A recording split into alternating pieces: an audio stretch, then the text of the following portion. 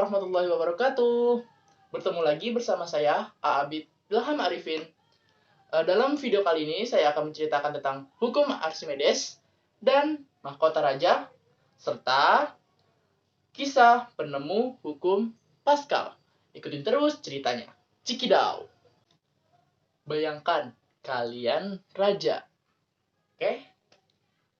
Sebagaimana seorang raja itu pada umumnya tinggal di kerajaan, lengkap dengan semua perlengkapan kerajaan. Satu-satunya hal yang membuat kurang adalah mahkota.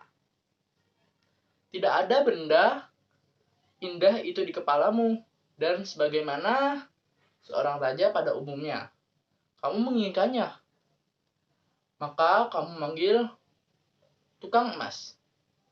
Mari kita sebut tukang emas itu adalah Sugeng Rahayu. Raja ingin memiliki emas yang sebesar 100% benar-benar asli emas. Dan Sugeng Rahayu pun menyanggupinya permintaan si raja. Sugeng Rahayu pun pulang. Dan beberapa hari kemudian menyambangi istana sambil membawa mahkota ciptaannya. Akan tetapi raja bukannya senang karena keinginan terkabul. Raja malah merasa ada yang janggal. Sekarang coba deh bayangkan ukuran 50 kg kapas dan 50 kg baja. Meski sama-sama memiliki massa 50 kg, keduanya punya ukuran yang jauh berbeda. 50 kg baja mungkin hanya berukuran sebesar badan kamu. Tapi 50 kg baja saja sebesar mobil Avanza. Hal inilah yang dimaksud dengan massa jenis. Massa persatuan volume. Massa persatuan volume baja lebih tinggi, makanya volumenya jauh lebih kecil dibanding kapas. Sekarang kembali kita ke kerajaan. Asik. Dengan konsep massa jenis ini, berarti Archimedes tinggal membandingkan massa persatuan volume dari emas murni dengan mahkota yang telah jadi. Caranya, cari emas asli lalu timbang hingga massanya sama dengan massa mahkota. Gimana tuh nimbangnya? Ya, timbang aja pakai timbangan neraca. Kalau seimbang, artinya berat keduanya sama kan? Selanjutnya cari tahu deh, apakah volume emas asli itu sama dengan volume mahkota? Masalahnya, bentuk mahkota itu aneh. Mahkota yang kamu inginkan punya bentuk yang tidak beraturan. Dengan begitu, kita tidak bisa seenaknya menghitung volume dengan mengukur seperti menghitung volume tabung. Misalnya, bisa aja sih dengan membakar keduanya. Emas gelonggongan, murni dan mahkota, hingga melebur jadi cairan. Tapi, kamu pasti bakalan ngamuk, karena itu emas loh. Niat kamu kan menggunakan mahkota sebagai penanda pemilik istana. Kalau mahkotanya udah cair, bentuknya aneh kan? Harus pakai cara lain nih, gimana ya? Kalau kamu jadi Archimedes, apa yang kamu lakukan? Pakai Nisa Sabat. Sabian. Apapun pilihan kamu, Archimedes tidak melakukannya. Ya iyalah. Archimedes memilih untuk menyerah sebentar. Ia pun pulang dan minta izin untuk berpikir. Sebagai seorang pemikir ulung, ia pasti membawa masalah ini kemana-mana. Sambil makan, dia memikirkan cara menghitung volume. Sampai sorenya dia masuk ke batu untuk mandi. Lalu menyadari suatu. Kok pas aku masuk air di bak naik ya? Dia lalu keluar dari bak mandi. Airnya berkurang lagi. Dia masuk lagi, airnya naik lagi. Dia pun hening 2 menitan. Lalu menjerit, Eruka. Sambil lari-lari, kegirangan karena mendapat jawaban dari volume tadi. Ternyata Archimedes sadar bahwa volume air yang bertambah saat ia masuk ke dalam bak mandi setara dengan volume dirinya sendiri. Itu artinya untuk mengetahui berapa volume mahkota, tinggal masukkan aja kedua emas tadi di dalam air. Kalau penambahan volume airnya sama, artinya emas yang digunakan di mahkota adalah emas murni 100%. Jadi mari kita semua berterima kasih kepada tukang batu. Karena keberadaannya lah yang membuat ditemukannya hukum Archimedes. Bayangin aja kalau Archimedes mandi pakai shower kayak kita semua. Yang ada bukannya nemuin konsep baru, dia malah nangis. Galau sambil bilang, kenapa? Kenapa aku? Kenapa? Nah, itu dia cerita di balik hukum Archimedes dan konsep fluidnya dan hukum Eruke-nya. Dia jadi bisa membuat rumus gaya angkat seperti itu.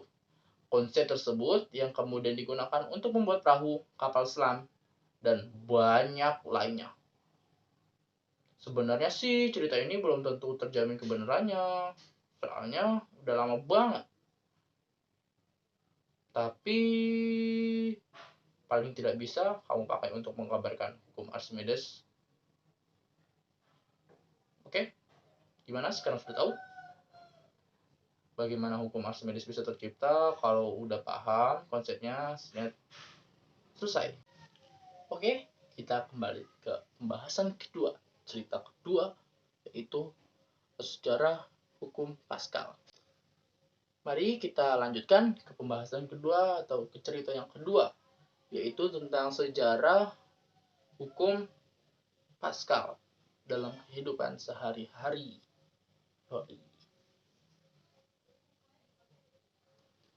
Ada dua hal yang membuat kita senang ketika sedang nyuci motor. Pertama, sewaktu ngeliatin abangnya nyemprotin motor kita pakai salju. Kedua, ketika di sebelah kita ada yang nyuci mobil. Kemudian menaik turunkan mobilnya menggunakan mesin hidrolik. Kalau kita perhatikan, kayaknya unik banget ya. Ada satu pilar kecil yang mampu mengangkat si mobil. Padahal kan mobil berat banget. Coba aja pilar itu nggak cuma bisa ngangkat mobil, tapi juga ngangkat nilai matematika kita. Pasti tiap minggu kita ke tukang cuci.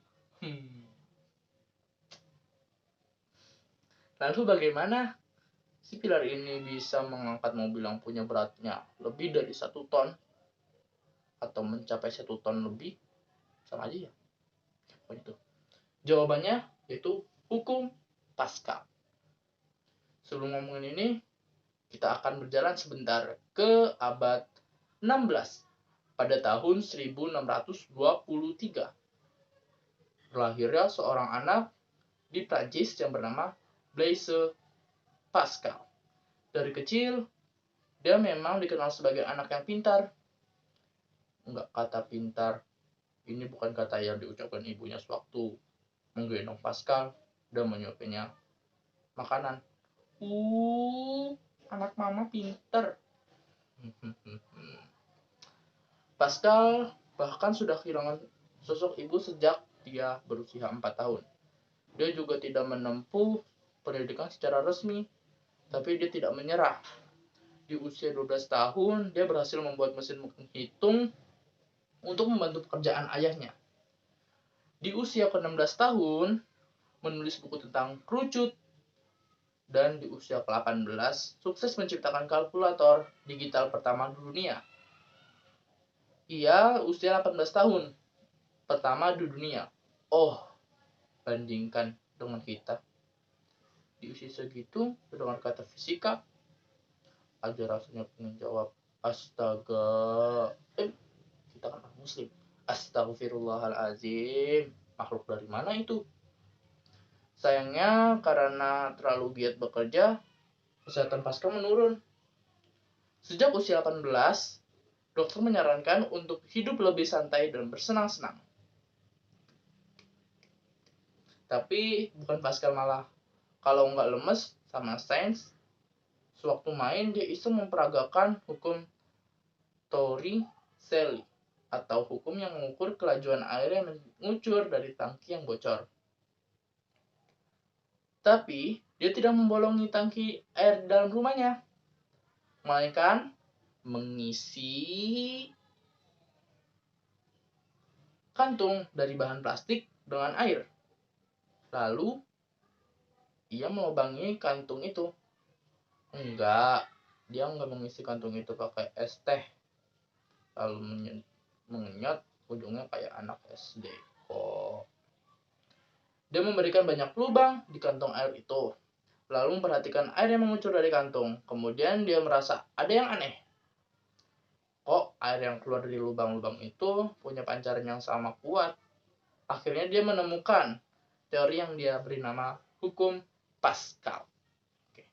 Hukum Pascal adalah tekanan yang diberikan zat cair dalam ruang tertutup dengan diteruskan ke segala arah dengan sama besar. Pemikiran itulah yang menjadi dasar pemikirannya akan hal yang berbau fluida ini. Karena tekanan si air di kantung sama besar, dia merasa kalau kita memberikan gaya berupa tekanan pada cairan tertutup itu, maka tekanan di setiap bagian cairan itu juga akan meningkat sesuai dengan besar tekanan yang kita berikan. Oke, rumus hukum Pascal F1 per A1 sama dengan F2 per A2. Teori inilah yang kemudian dikembangkan menjadi berbagai macam hal. Supaya lebih gampang, kita akan menggambarkan dalam sebuah bejana tertutup.